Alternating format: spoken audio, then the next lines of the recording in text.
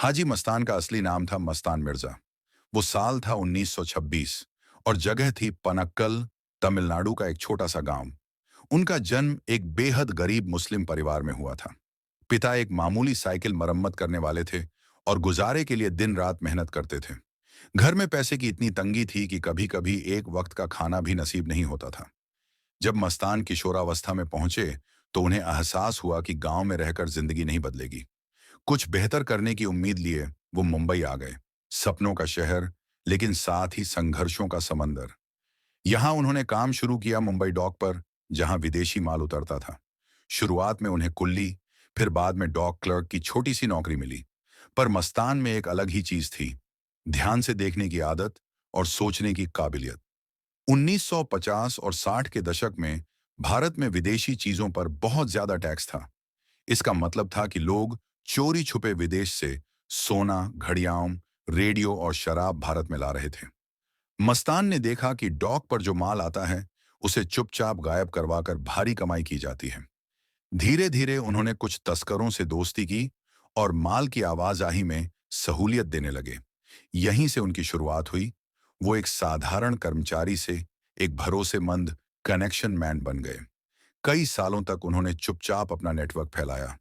मुंबई के बंदरगाह पर उनका ऐसा दबदबा हो गया कि बिना उनकी मर्जी के कोई सामान नहीं उतर सकता था। उनकी सबसे बड़ी खूबी थी बिना हिंसा के सिर्फ दिमाग से खेल जीतना। वो सिर्फ सोने या शराब की तस्करी नहीं करते थे, बल्कि वो इस काम को एक बिजनेस की तरह चलाते थे, जिसमें नुकसान कम, मुनाफा ज्यादा होता था। मुंबई में उनका नाम फैलने लगा। सब उन्हें जानने लगे, लेकिन कोई उनका कुछ नहीं बिगाड़ सका। एक वक्त आया जब मस्तान ने हज यात्रा पर जाने का फैसला किया।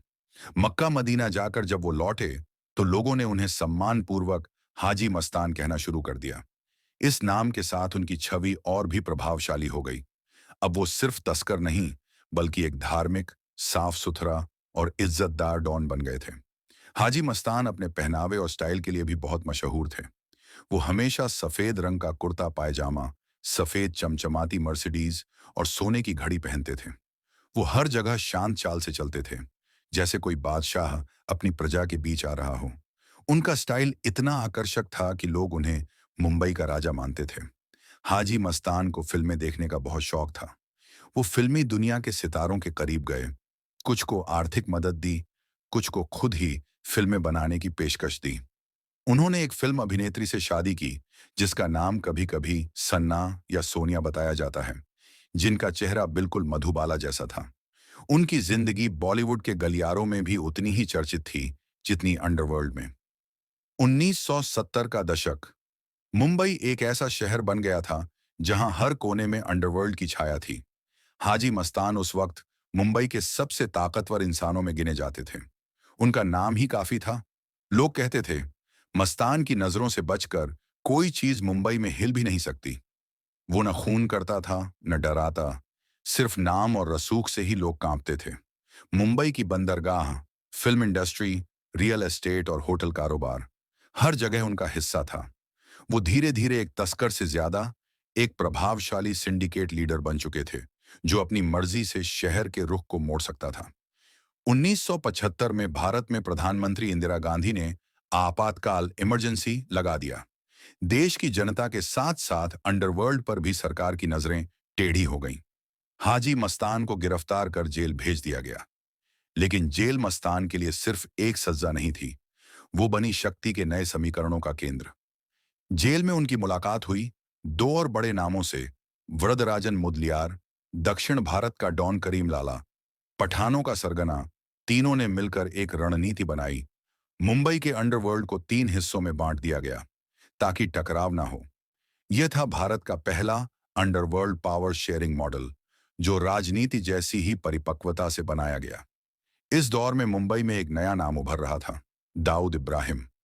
दाऊद और उसके पिता, जो पुलिस में हवलदार थे, से मस्तान पहले से परिचित थे। मस्तान ने दाऊद को ऊपर चढ़ने का रास्ता दिया, उसे संरक्षण दिया। लेकिन जल्द ही दाऊद ने वो रास्ता चुना जिसे मस्तान कभी पसंद नहीं करते थे, हिंसा, गैंग वॉर, खून खराबा। हाजी मस्तान को जब एहसास हुआ कि दाऊद अंडरवर्ल्ड को एक आतंकी नेटवर्क की तरह चला रहा है, तब मस्तान ने उससे अपना नाता तोड़ लिया। कहा जाता है कि मस्तान ने साफ कहा था, मैंने पैसा कमाया, नाम कमाया, पर किसी बेगुनाह का खून मेरे हाथों से नहीं बहा। जेल से बाहर आने के बाद मस्तान को महसूस हुआ कि असली ताकत बंदूक में नहीं, वोट में होती है। 1980 के दशक में उन्होंने एक राजनीतिक पार्टी बनाई, भारतीय दलित मुस्लिम अधिकार संगठन। उनका उद्देश्य था अल्पसंख्यकों के अधिकारों की रक्षा करना, युवाओं को अपराध से दूर रखना, समाज में इज्जत के साथ जीने की उम्मीद जगाना। वो मुंबई की बस्तियों में जाते, भाषण देते, लोगों की मदद करते। ये मस्तान का तीसरा रूप था, न तस्कर न डॉन, बल्कि जनता का नेता। हाजी मस्तान को लोग गुनहगार से ज्यादा गुणी समझते थे। मुंबई की झुग्गियों से लेकर महलों तक हर कोई उनका नाम इज्जत से लेता था। उनके जन्मदिन पर गरीबों को खाना बांटा जाता था। लोग उन्हें नेता, दाता और कभी-कभी फरिश्ता तक कह देते थे। उनकी जिंदगी में ग्लैमर कभी नहीं गया। वो सफेद मर्सिडीज में आते, सफेद कपड़े पहनते और सोने का पेन साथ रखते। उनकी मौजूदगी किसी फिल्मी विलेन से ज्यादा एक रॉयल हीरो जैसी होती थी। 1994 में हाजी मस्तान का निधन हुआ। न गोली चली, न कोई युद्ध हुआ, बस चुपचाप एक चिर परिचित शांति के साथ उन्होंने दुनिया को अलविदा कह दिया। उनकी अंतिम यात्रा में हजारों लोग शामिल हुए, आम जनता, राजनेता, पुलिस अधिकारी, बॉलीवुड के सितारे। यह सिर्फ एक व्यक्ति की विदाई नहीं थी, यह एक युग का अंत था। हाजी मस्तान की कहानी आज भी प्रेरणादायक है, क्योंकि उन्होंने अपराध को एक बिजनेस की तरह संभाला, न कि आतंक की तरह। उन्होंने पैसे और ताकत से जनता की सेवा की, न कि उनका शोषण किया। उन्होंने जिंदगी के हर पड़ाव में अपनी शर्तों पर जीना चुना। उनकी जिंदगी पर आधारित फिल्म एक बार फिर मुंबई में अजय देवगन ने जिस किरदार को निभाया, वो मस्तान की स्टाइल और सोच की झलक देता।